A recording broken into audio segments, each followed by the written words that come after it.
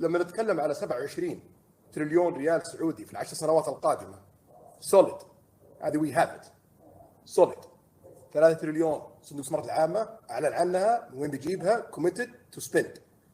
اليوم 5 تريليون من الشركات الكبرى اللي اغلبها مملوكه للحكومه سوليد كوميتد.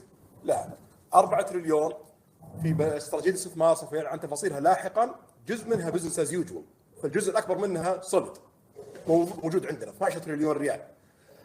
ميزانيه الحكومه ما يقارب 10 تريليون سوليد كوميتد، هذه في الجيب.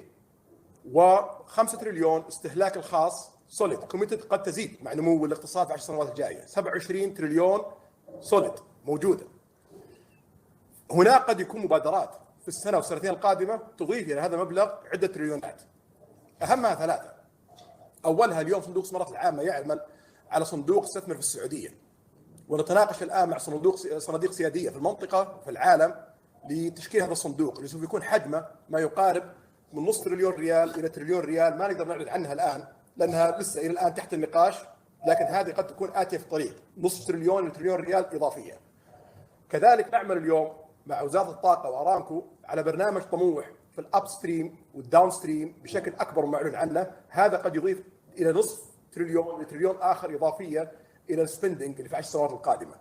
كذلك هناك مبادرات كثيره في المحتوى المحلي وهي الاكبر لم تطلق الى الان، قد تضيف ايضا من نصف تريليون الى تريليون ريال اضافيه، مما يعني هناك تريليون ونصف الى 3 قد تاتي في الطريق، لكن هذه ما احنا ضامنينها، عشان كذا ما القيتها في كلمه ما احنا ضامنينها. لكن if we take ال 27 تريليون ريال 10 سنوات القادمه، 7 تريليون دولار 10 سنوات القادمه، ايش يعني هذا الرقم؟